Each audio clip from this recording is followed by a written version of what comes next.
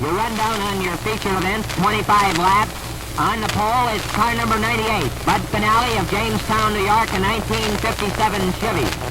Next on the pole, car number 68, Jim Scott of Grand Valley, PA. In 1957, Jim bought Emery Mann's old 55 Chevy, the same car that Emery drove to the very first feature win at Stateline Speedway. Played with Ed Nelson, you're working with Dean Layfield. How did you learn about Stateline and those guys? It's the same old, same old. It's not what you know, it's who you know, right, you know. Right. And Emery got me, I was working at Auto Body in Warren, and Fred Ritter was my boss, and Fred was Emery's mechanic on his race car. And I had the old coupe, and I was spending my time with that. And Emery came to the shop quite often. And one day he suggested that I would buy his 55 Chevrolet that was all ready to go, and it could make more money with a late model than you could with a sportsman car. Well, I had no money to buy a race car, and Emery said, "Could you afford $50 a month payments on it?" And I said, "Well, heavens, yes, you know, 50. You can afford anything if it's on payments, you know." And I bought the car and towed it to Stateline. The first time, I guess I had ran a sportsman race, one of them 100 lappers at Stateline before that, but we towed in there young and dumb and didn't have any idea what was going on. But Emery convinced me that, you know, if you run decent, you could easily make more money with that car. And then back then, it was all about making $1 with a race car. And it could make enough money with a car in the heat and a semi to make it profitable for us.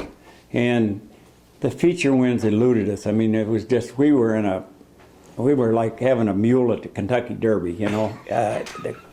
The car wasn't capable, the driver wasn't capable, the crew wasn't capable. So it was a learning experience. First late model race I won with my GTO, I think was a 50 lapper at Erie. Squirt passed me, and it's a 50 lap race, and there's like 10 laps to go. And Squirt got under me and passed me. And I said, "I wish your damn tire would fall off." And guess what? His left front tire fell off. Just like a prayer was answered. And I went on and won the race. So that really, I'll never forget that. And Bobby Snars, you know, if it wasn't for Bobby Snars, I'd have been a hero, you know. I mean, I followed that man around the racetrack all my life. And he was so hard to beat. Iowa Wrestling car number 4 on the move. Here it is, the checker flag and the win, Bobby Stars.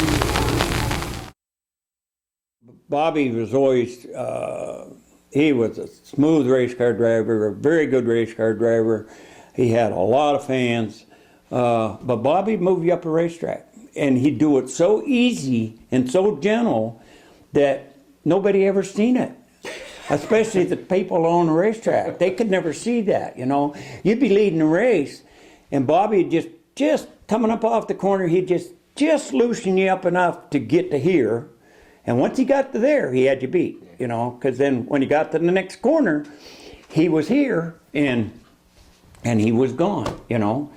And he was an absolute genius at just loosening you up a little. Nice going, Bobby. Tom Dill, me and Tom Dill, we had a feud for I don't know how many years. And Tom would rough you up on Saturday night, rough you up on Sunday night, and come down here and sit down and drink coffee with me on Monday morning, and just like nothing had ever happened. Dean dies in 1961 in action, driving. What was the sense among the drivers at the time And here was one of your own fallen. It was a terrible loss. It was, you know, you go back to the leader guy, you know, it was Squirt was a leader, Dean was a leader, there was a few other guys that, Kenny Johnson at the time was a pretty important person, and it's a case of where you do lose one of your leaders a little bit, you know, and it's you know, he was the first real racer that lost his life in a race car around here. So it kind of woke us up. You know, it took Dale Earnhardt losing his life for NASCAR to wake up. And that, up until that point, the reason Dean died is he didn't have on a good helmet. You know, he got hit in the temple, had a leather-sided helmet on. Then everybody starts thinking about driving suits and better helmets. And one time in '68, and we picked our pay up for the previous Saturday night, and I got paid for last place, and I had ran second. And of course, I complained. Leonard Briggs again. And what happened? He said, well, you passed inside the tires. He said, when you passed Bobby Snarch for the lead, you passed inside the tires. I talked to Leonard and I said, I admit I got inside the tires to pass Bobby. Bobby, I was inside the tires when Bobby passed me. Which part of that didn't you understand, you know? Me and my buddies fixed up 3 or 4 old cars, and Bud Lester, we fixed up a big old straight 8 Buick coupe for him, 41 Buick straight 8 coupe for a 100-lap race. And but during the race, the right front wheel fell off that car, rolled down the front straightaway, hit the guardrails, went up in the air, went in the pits, landed in the roof of the cab of my pickup truck. Smashed the cab of that pickup clear down to the dash. And Leonard Briggs, I said, you know, the insurance company's going to have to help me here, you know. He said, well, it was your tire, your truck, insurance company's not going to pay for it. And by God, they didn't. Leonard would not pay for put a new roof on my pickup truck. I guess that was funny, Bill. If I could have seen, I'd have been a hell of a race car driver. But that had to be, did you feel? It was a terrible disadvantage. Yeah. It was, it really was. And I admit that I didn't see as well as some people did.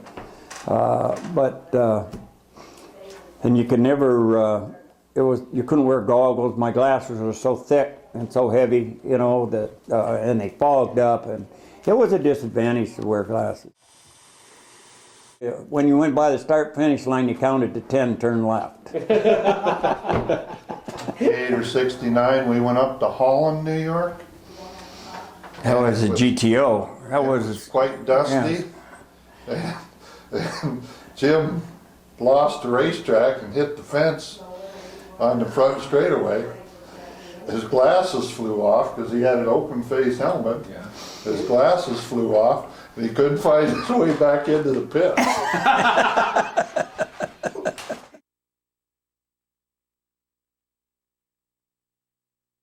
One night at Olean, New York, we were up there and something happened and I went off the end of the racetrack and down in 3 and 4, I guess it was, or I don't know, 1 and 2. I went off the end of the racetrack and down into this swamp, and I'm down in there trying to find my way out, and another race car comes charging down in there, and here's Dave Turner. He followed me right down there. He had to lead me back out to the racetrack that night. You were going to show him the